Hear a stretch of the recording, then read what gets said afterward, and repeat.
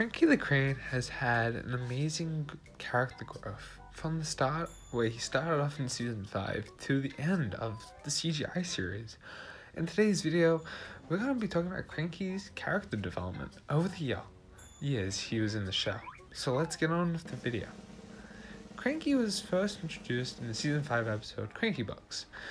He was a very cranky character, as the name suggests, and he didn't really like the little engines, Thomas and Percy, much. He would cause mishaps for them until one fateful day there was a storm, and Thomas and Percy had to come to his rescue because he was lying on the floor.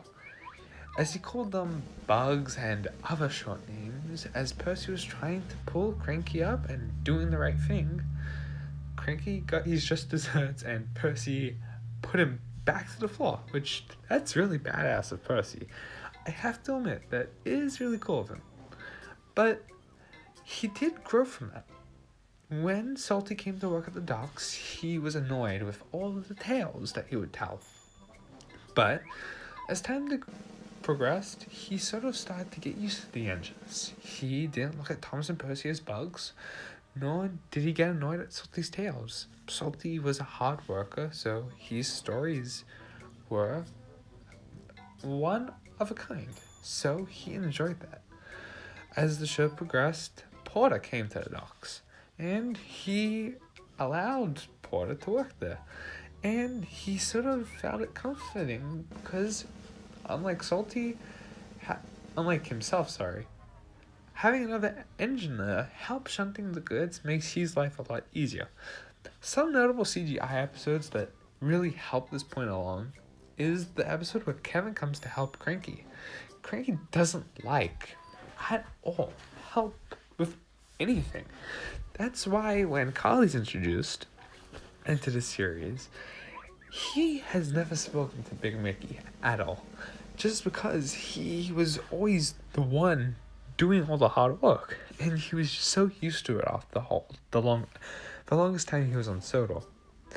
Now that he is where he is now, he's really doing well, and how he grew when he had to work with Kevin, he sort of used to get himself untangled in that situation he had with Carly. He was able to digress and do other jobs while she did the lighter work and he would do the heavy work, or some days mix up both.